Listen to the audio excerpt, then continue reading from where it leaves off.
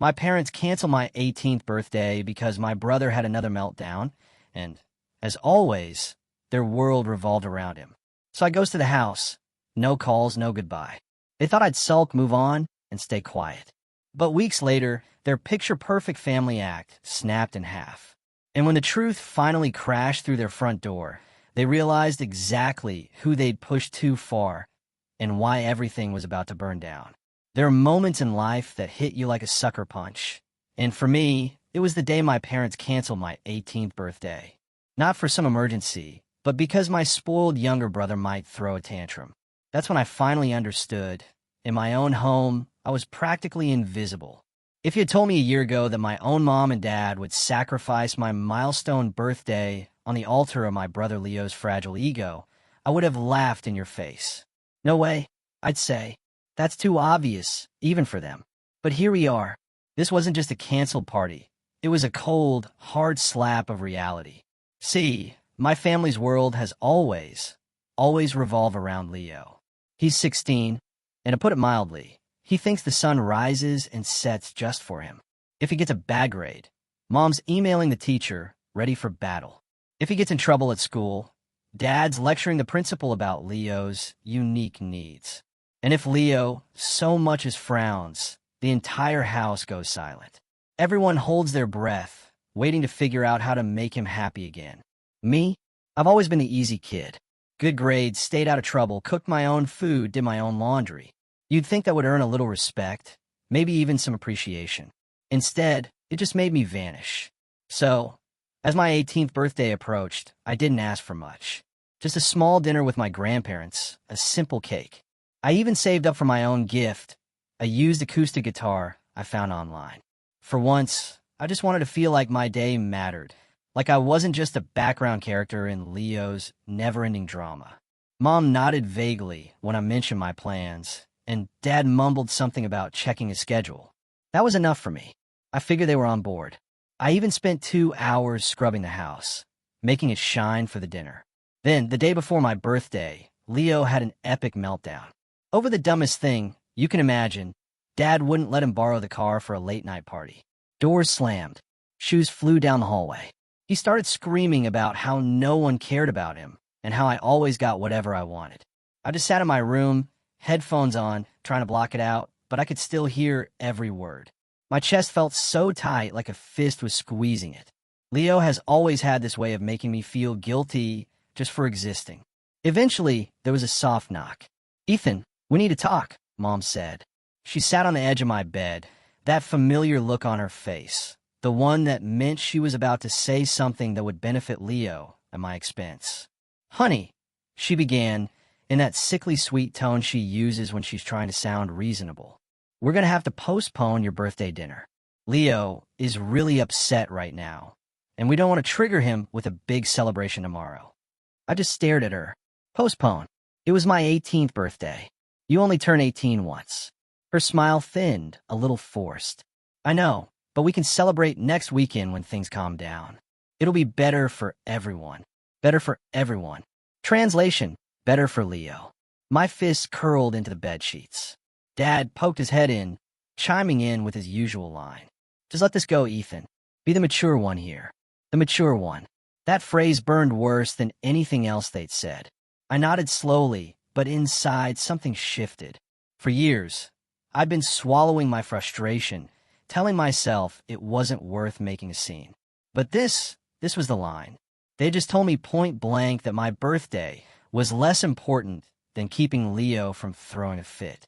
The next morning, my grandparents called to wish me happy birthday.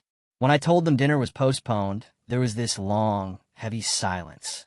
Then Grandpa's voice, concerned. "Postponed for what?" I couldn't answer. I just felt this cold, quiet anger settle in my chest, like a storm forming far off in the distance. That was the moment I knew something had to change. That night, I sat in my room, staring at the blank space where a cake should have been, and I started planning my next move. The day after my canceled birthday felt eerily quiet, like the house itself knew something was off. I went through the motions, made breakfast, got ready for school, but there was this dull ache in my chest that just wouldn't go away. Mom acted cheerfully, like nothing had happened. Leo came downstairs late, yawning and smirking like he'd just won some great battle. He ruffled my hair as he passed. He knows I hate that, and said, "Cheer up, Ethan. It's just a birthday. Just a birthday." The words clung to me like wet clothes. That night, I overheard Mom and Dad talking in the kitchen while I was upstairs doing homework. They were praising Leo for calming down after his tantrum, like he'd performed some heroic feat. Then Mom said, "I think it's good we delayed Ethan's party. It shows Leo we're willing to compromise." Compromise? That's what they called erasing my 18th birthday. Over the next week, little things kept piling up, each one scraping against me like sandpaper. Leo decided he wanted to host a study session with his friends, which of course meant loud music and video games, not actual studying.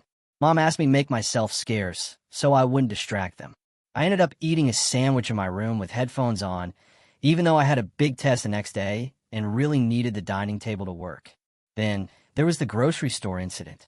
Mom took me along to help her carry things.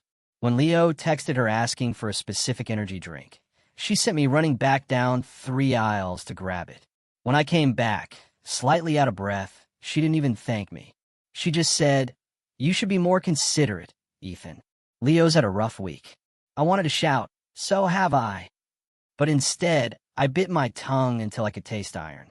Things escalated 2 days later when I finally worked up the courage to ask about rescheduling my birthday dinner. I caught Mom while she was folding laundry and said, as casually as I could, "So, when are we doing my birthday thing? I like to invite Grandma and Grandpa." She didn't even look up. "Oh, honey, this weekend's no good. Leo's got a soccer game, and we're taking him out to dinner afterward to celebrate." "Okay, what about next weekend?" "We'll see," she said, and then changed the subject like we were discussing the weather. I walked back to my room in a fog. It was like someone had quietly erased my birthday from the calendar, like it never even existed. That night at dinner, Leo complained that he needed new cleats for his upcoming tournament. Dad immediately said, "We'll make it work," even though we just talked about how tight money was. I glanced at the corner of the fridge where the grocery budget list hung, and I couldn't stop myself from asking, "Didn't we say no extras this month?" Dad shot me a look sharp enough to cut glass. "Don't be selfish, Ethan. Your brother's future depends on this tournament. These things are an investment." I almost laughed, not because it was funny, but because of how absurd it sounded. Leo's future involved playing JV soccer and quitting half his hobbies whenever they got hard. But I kept my mouth shut and finished my dinner in silence, my appetite gone. A few days later, I came home from school to find Leo sitting at the kitchen counter, eating the cake I'd bought for myself with my own money. It was a small vanilla cake I'd hidden in the back of the fridge, planning to eat with my grandparents when they finally came over, since Mom still hadn't scheduled anything. "Leo, what are you doing?"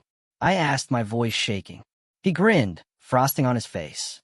"Oh, this was yours? Mom said I could have some." "Chill. It's just cake. Just cake. Just a birthday. Just me being erased one piece at a time." When I confronted Mom, she looked genuinely confused by my anger. "Ethan, you're overreacting. Leo needed a little pick-me-up after practice. Besides, you shouldn't be hiding food from the family." "It wasn't hidden," I said through gritted teeth. "It was mine. I paid for it." Her voice sharpened. "Watch your tone. We don't keep score in this family. You know how sensitive Leo is right now. Don't make things harder on him." That night, I lay in bed staring at the ceiling, my heart pounding with a mix of anger and something else, clarity.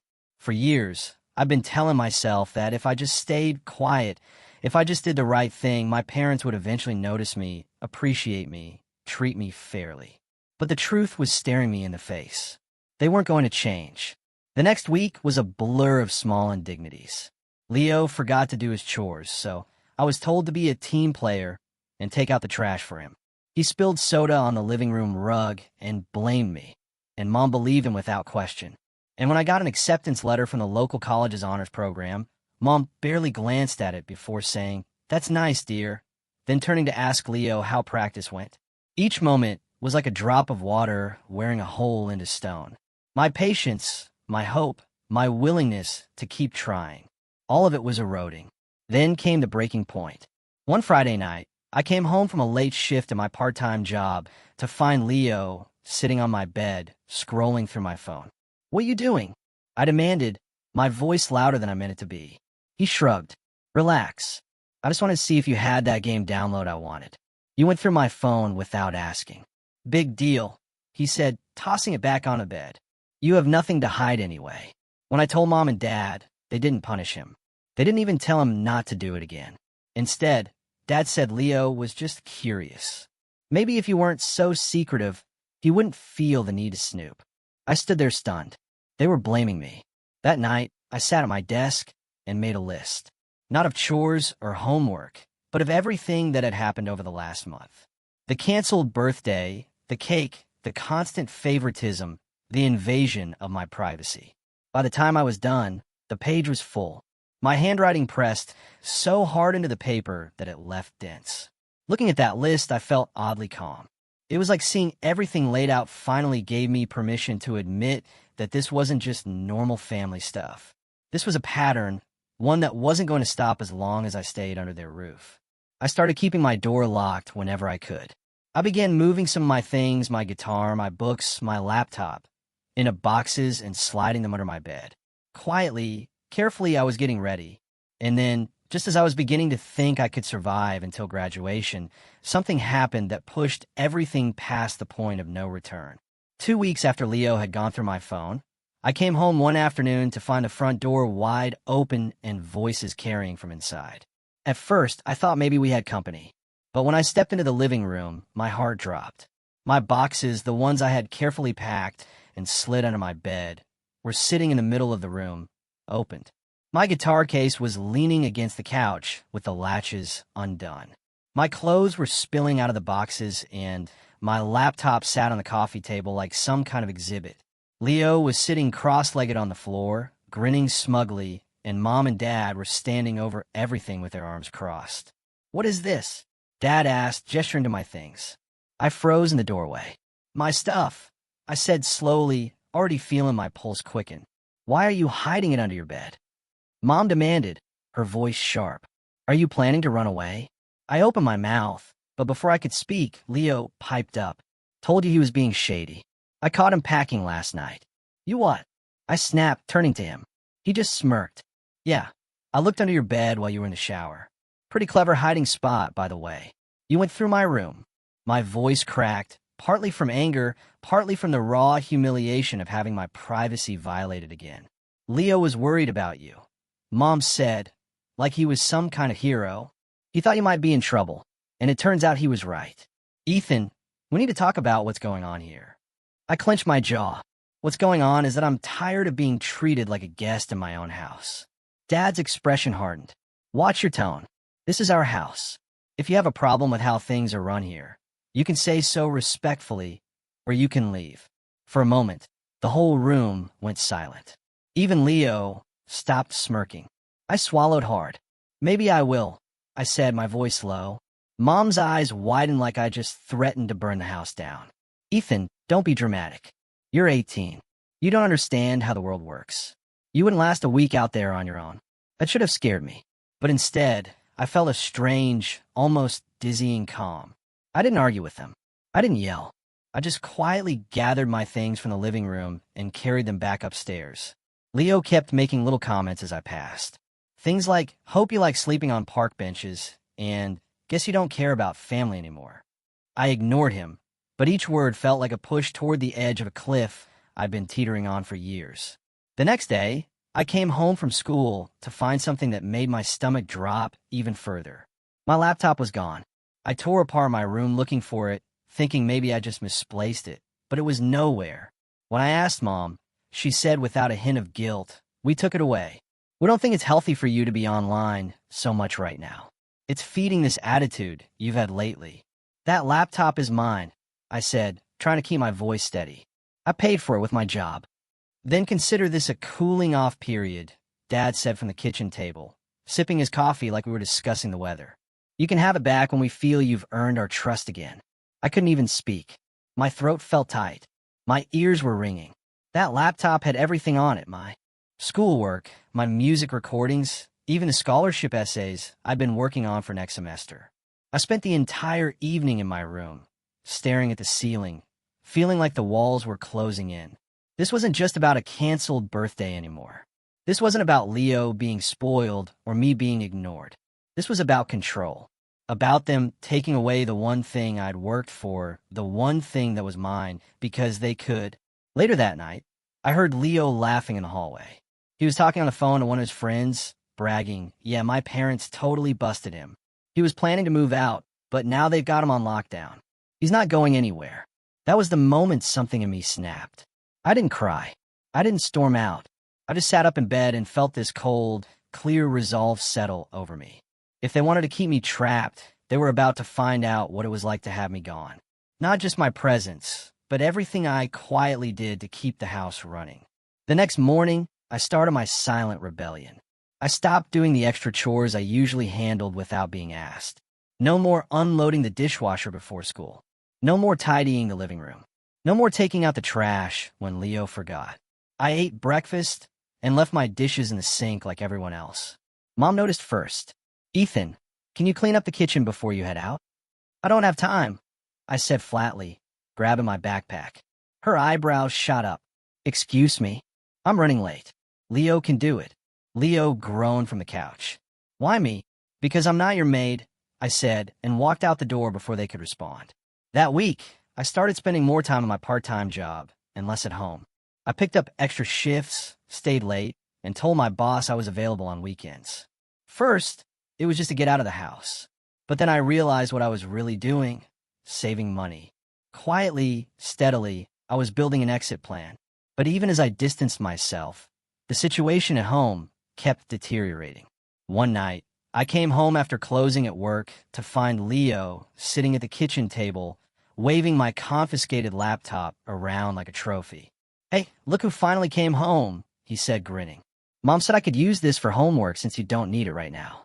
"You what?" I asked, my voice dead. He shrugged. "You weren't using it." "Don't worry, I didn't mess with your stuff." He paused. "Well, not much." He laughed like it was the funniest thing in the world. I walked straight past him and into my room, slamming the door so hard the walls rattled. My heart was pounding so fast it felt like it might burst. That was the night I decided I wasn't just going to leave. I was going to make sure they understood exactly what it meant to lose me. And then, just as I was finalizing my plans to move out quietly, fate handed me the perfect opportunity, one that would make my absence impossible to ignore. The morning after Leo had paraded my laptop around like a trophy, I woke up with this strange heaviness in my chest. Not anger this time, something quieter, something hollow. It was like all the fight had drained out of me overnight, leaving just a dull ache. When I came downstairs, Mom was at the stove making pancakes for Leo, who was sitting at the table in his soccer gear, scrolling on my laptop. "Morning," Mom said brightly, like nothing was wrong. "I made extra if you want some." I just shook my head and grabbed an apple from the counter. "Ethan, sit down," Dad said from behind his newspaper. "You barely eat with us anymore."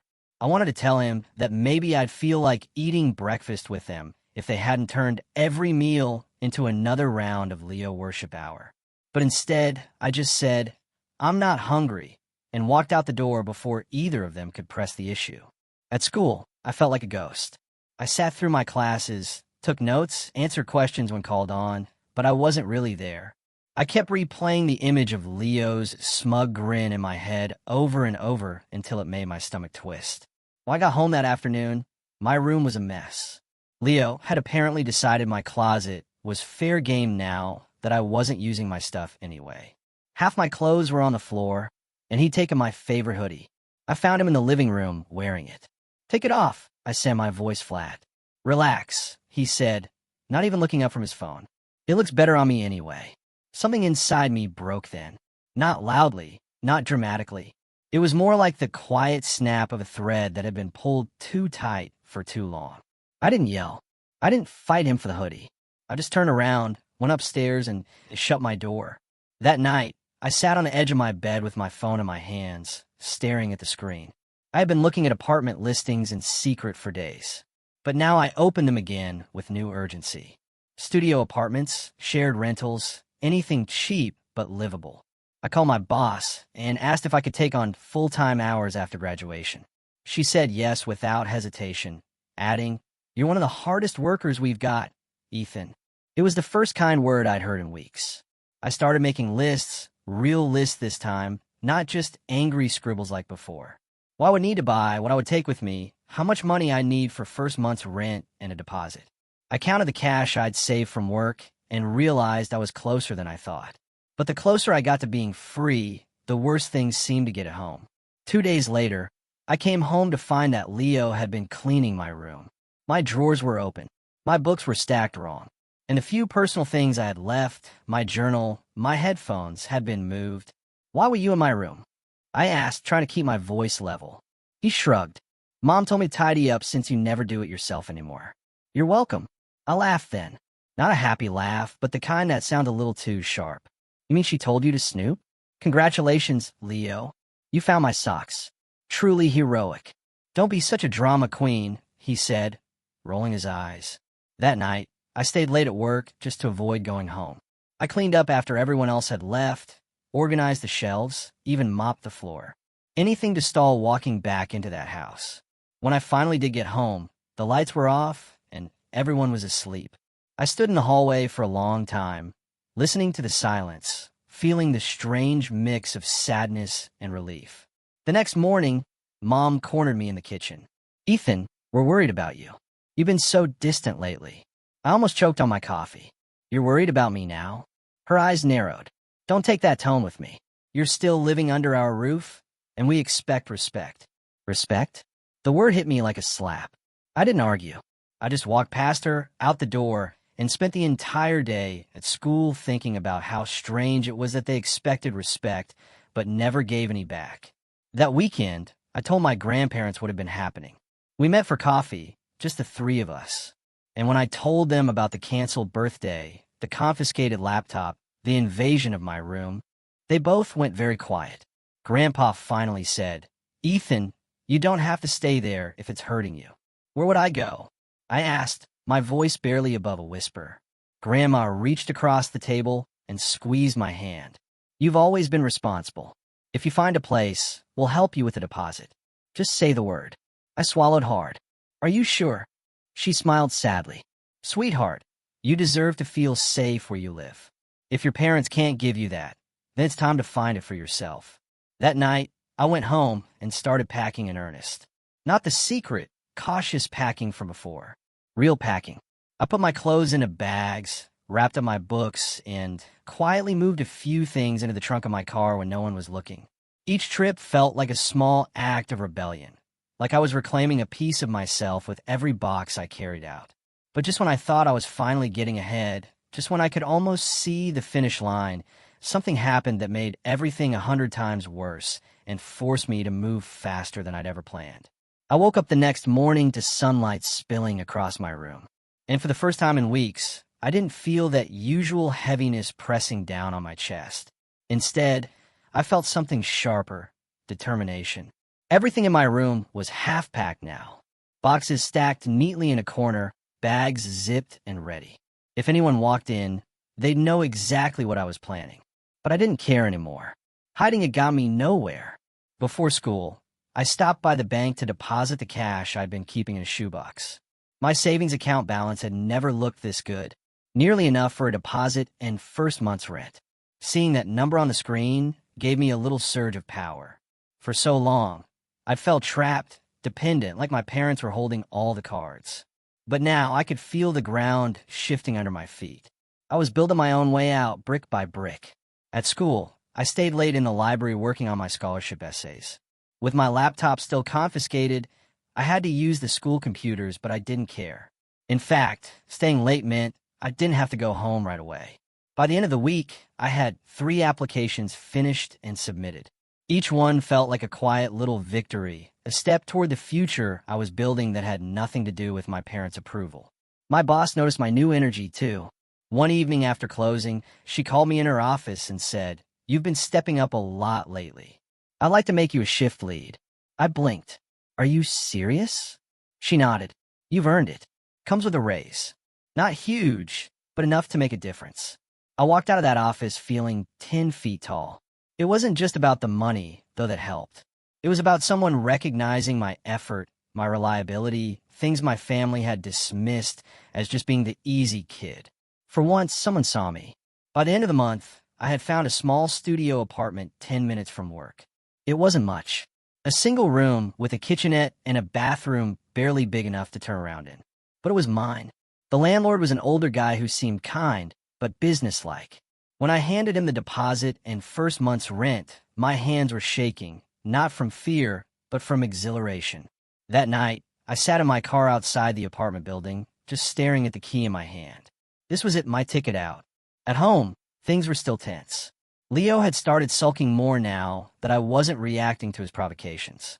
He'd toss my things around, take my charger, hide my shoes. But I didn't give him the satisfaction of blowing up anymore. Every time he tried to get under my skin, I just thought about the key in my pocket and smiled to myself. Mom noticed a change, too.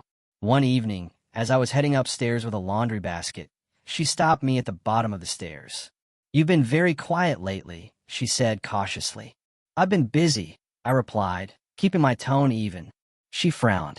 "Busy with what?" "Work, school, my future." Something flickered across her face. Confusion, concern, maybe even guilt. But she didn't press me further. My grandparents came over that weekend, and this time I didn't hold back. I showed them pictures of the apartment, told them about my new promotion, even mentioned that I'd been approved for a small scholarship. Grandpa beamed and said, "That's our boy. You're really making something of yourself." It had been so long since I'd felt proud of myself without someone immediately tearing me down. I couldn't stop smiling the rest of the day. The next few days felt almost like living a double life. At school and work, I was this calm, capable version of myself who was steadily building a future. At home, I was quiet, polite, and almost invisible, but only because I wanted to be. Every time I folded another shirt into a box or slid another bag into my car, I felt more in control. I started removing my presence from the house little by little. The photos of me on the fridge disappeared one by one. My shoes were no longer by the front door. My guitar stand was empty. It was like I was slowly erasing myself from their world, preparing them for what was coming without them, even realizing it. Then came a day I got my laptop back. It happened casually, almost anticlimactically. I came home from work and found it sitting on my bed with a sticky note that said, "We trust you again." I stared at it for a long time, then laughed. An actual laugh this time, not bitter or angry. I didn't need their permission anymore. I had already built a life outside of their control, and no one could take that from me. That night, I used the laptop to make a checklist of the final things I needed. A couple of pieces of furniture, cleaning supplies, groceries for the new place.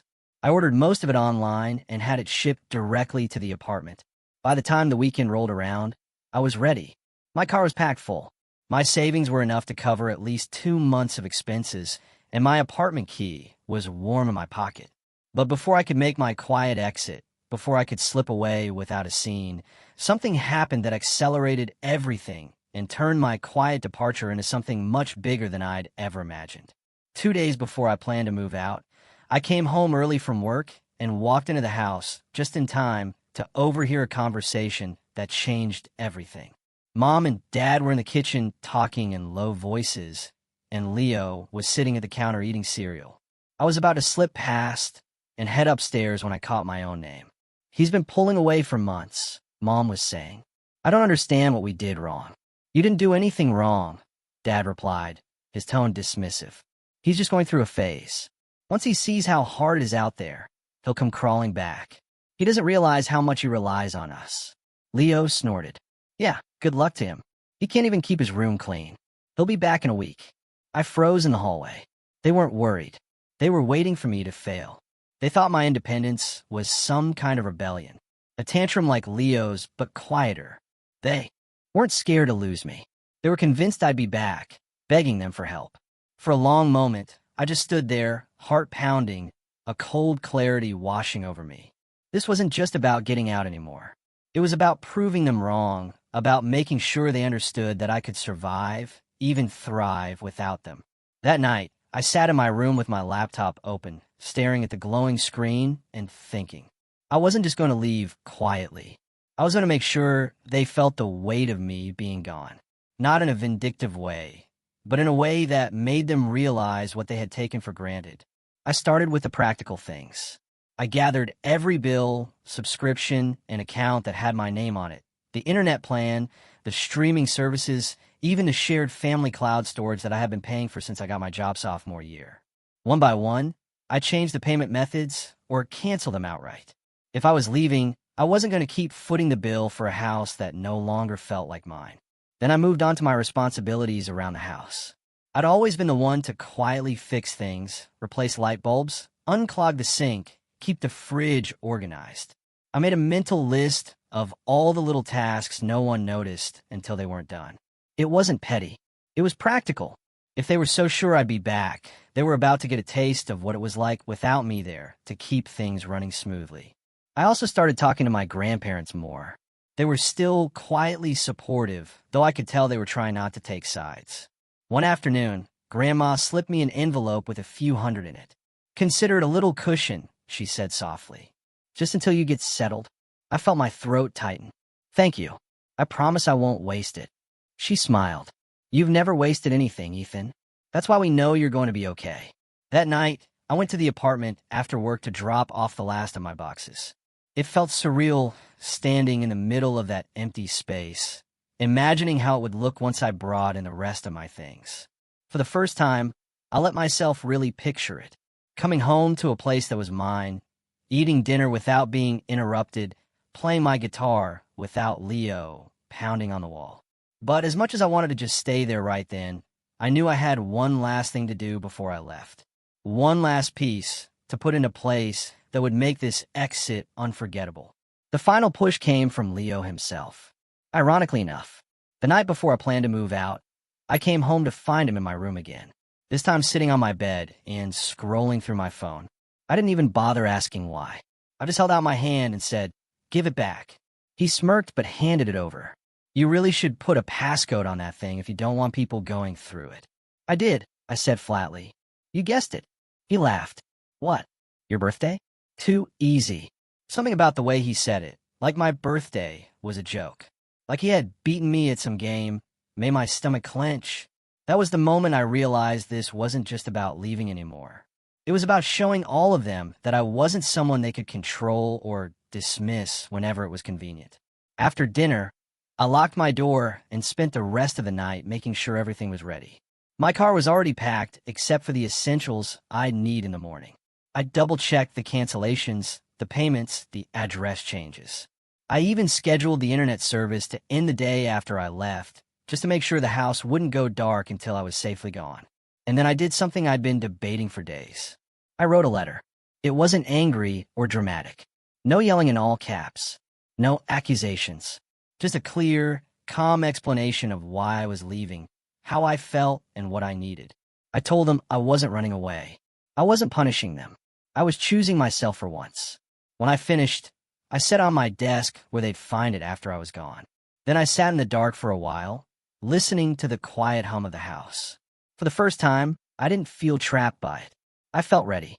Tomorrow I would leave, and when they woke up, they'd finally see what it looked like when I wasn't there to hold everything together. The morning I left, the house was still quiet when I woke up. Sunlight was just beginning to creep across my floor, lighting up the stacks of boxes that were no longer hidden, but standing out in the open like silent witnesses. I dressed quietly, packed the last few items in my backpack, my journal, my headphones, the letter, and took one last look around my room. It didn't feel like my room anymore. The posters were gone. The shelves were bare. The space almost echoed.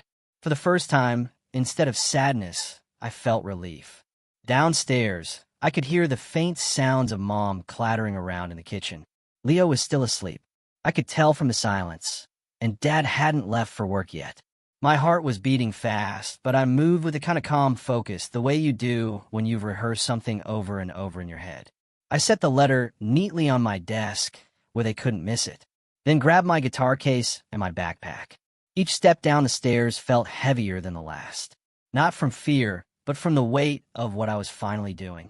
Before I left, I did the last few things on my mental checklist. I unplugged the Wi-Fi router and tucked it under my arm. It was in my name, after all, and I had every right to take it. Then I grabbed the small basket by the front door where we kept spare house keys. I took mine off the ring and set it on top with a quiet little click. When I stepped outside, the early morning air hit me like a shock. My car was packed full. Boxes, bags, a few pieces of furniture I'd managed to fit in the back seat.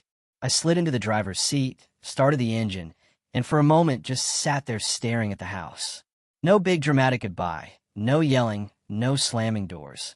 Just me finally choosing to leave. By the time everyone woke up, I was already in my new apartment, unloading the car. I spent the entire morning moving in, arranging my few belongings, making the space feel like mine. The silence was different here. Not tense or heavy, just quiet, peaceful. Around noon, my phone started blowing up. First it was Mom. "Ethan, where are you? Why is your room empty?" Then Dad. "Call us right now. This is unacceptable." Then Leo, of all people. "Dude, Mom is freaking out." Dad's yelling. "What did you do?" I ignored all of them until I had finished setting up the Wi-Fi in my apartment. Then, when I was finally sitting on my little secondhand couch with my laptop on my knees, I texted back a single line. "Check the letter." It didn't take long for the next call to come in. This time it was Dad again. I let go to voicemail. His voice was tight, almost panicked. "Ethan, we read your note. You can't just leave like this. We need to talk. Call us back." I didn't call. By evening, the messages had gone from angry to pleading. Mom wrote, "We didn't realize you felt this way. Please come home so we can talk." I sat back against the couch and let out a slow breath.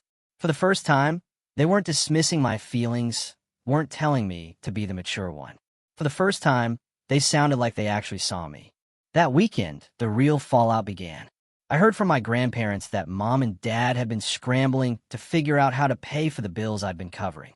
The internet was shut off for a full day before they could get it switched into their names. Leo had a meltdown when he couldn't play video games, which apparently set off another round of shouting matches between everyone. Part of me almost felt guilty hearing about the chaos. Almost. But then I remembered all the times I'd been told to just let it go. All the times my own needs had been brushed aside for Leo's comfort. And the guilt faded. I wasn't cruel about it. I didn't gloat. I didn't rub it in. But I didn't rush to fix things for them either. Every time I was tempted to step in and smooth things over like I always had, I reminded myself this was exactly what they needed to feel. Meanwhile, my own life was finally starting to take shape. I bought a small second-hand table for my kitchen, a thrift store lamp for the corner of the living room. Each little addition made the apartment feel more like home. I started sleeping better than I had in months, waking up without that knot of dread in my stomach. At work, my boss pulled me aside and told me she'd put me on the schedule for more closing shifts since I was so reliable. The extra money meant I could start saving faster. And for once, every cent I earned went to my own future, not to keeping the household running for everyone else. Leo tried calling me a few times. First to taunt me, "Bet you're miserable out there," and then to complain, "Mama's making me do your chores now." Thanks a lot. I didn't respond to either. Instead, I focused on building my new life. I signed up for an extra night class to get ahead on my college credits. I started playing my guitar again, something I hadn't done in weeks because every time I picked it up at home, Leo would bang on the wall and yell at me to stop.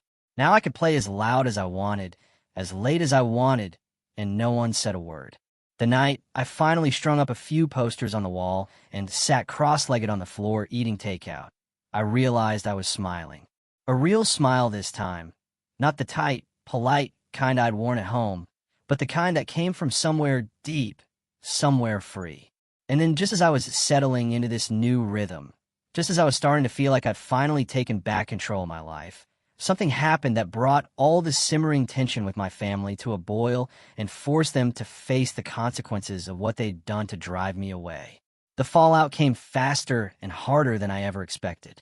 A few days after I'd settled into my apartment, my grandparents called me. Grandpa's voice was low, almost conspiratorial. "Well, you certainly shook things up over there," he said. "What do you mean?" I asked, sitting up straighter. "They've been fighting nonstop," Grandma chimed in. "Your mom's been crying. Your dad's been pacing. And Leo, well, apparently he's not taking the loss of Wi-Fi very gracefully." I almost laughed. For years, every family argument had somehow been about keeping Leo calm, keeping Leo happy. And now they were finally seeing what happened when the one person who kept everything quietly running, me, stepped away. Later that evening, my phone buzzed again. It was Mom. This time I answered. "Ethan," she said, her voice tired. "Can we please talk? We need to see you." "I'm listening," I said carefully. We didn't realize you felt so neglected. We thought you were okay. You never complained." I took a long breath before answering. "That was the problem, Mom. I kept quiet because every time I tried to speak up, I was told to be the mature one. My needs never came first. They barely came second. You canceled my 18th birthday to avoid upsetting Leo. Do you have any idea what that felt like?" There was a long pause on the other end. I could hear her inhale shakily. "I do now," she admitted. "Your dad and I, we didn't handle that right. We let Leo run the house because it was easier than fighting him. But losing you like this, it's not what we wanted." For a moment, I almost softened. Almost. But then I remembered all those nights I sat in my room staring at the ceiling, wondering why no one seemed to care about me, why I always had to be the one to sacrifice. "I'm not coming back," I said gently but firmly. "I'm happy here. I feel like myself here. If you want to see me, you can visit. But this is my home now." She didn't argue. She just said, "Okay," in a small voice, and we hung up. Over the next few weeks, things began to shift. Dad called me once, not to lecture me, but to apologize. It was awkward. He stumbled over his words like he wasn't sure how to say them, but I could tell he meant it. "We should have celebrated your birthday, son. We should have made you feel valued." "I'm sorry." That apology landed heavier than I expected. For years, I've been waiting to hear those words. Leo didn't call, but I heard through the grapevine that his attitude had started to backfire now, that he didn't have me to blame for everything. Mom and Dad had finally started making him do his own chores, pay for some of his own things, and face consequences when he messed up. Apparently, he hated it. Meanwhile, my life was only getting better. My raise kicked in, and for the first time, I had money left over at the end of the month. I started cooking for myself, badly at first, but I got better, and my tiny apartment began to feel like a sanctuary. The peace was addictive. No slammed doors, no shouting matches, no walking on eggshells every time Leo was in a bad mood. One Saturday morning, a few months later, I invited my grandparents over for breakfast. We sat at my thrifted kitchen table, drinking coffee and laughing. And when they left, Grandma hugged me tight and whispered, "You've built something good here. We're proud of you." After they left, I sat on the couch with my guitar in my lap, strumming lazily, and I thought about how far I'd come. The house I grew up in was still standing, but I wasn't a piece of it anymore. And for the first time, that didn't hurt. The final moment of closure came on my 19th birthday. I didn't expect anything. But that morning, there was a knock on my apartment door. When I opened it, Mom and Dad were standing there, awkward but sincere, holding a small cake with a single candle. "We'd like to try again," Mom said softly. "If you'll let us." I hesitated for a long moment before stepping aside and letting them in. We sat at my little table, and they sang to me, off-key, slightly embarrassed, but genuine. As I blew out the candle, I realized this wasn't just about revenge anymore. It wasn't about making them feel guilty. It was about finally being seen, finally being heard. And they were hearing me now in a way they never had before.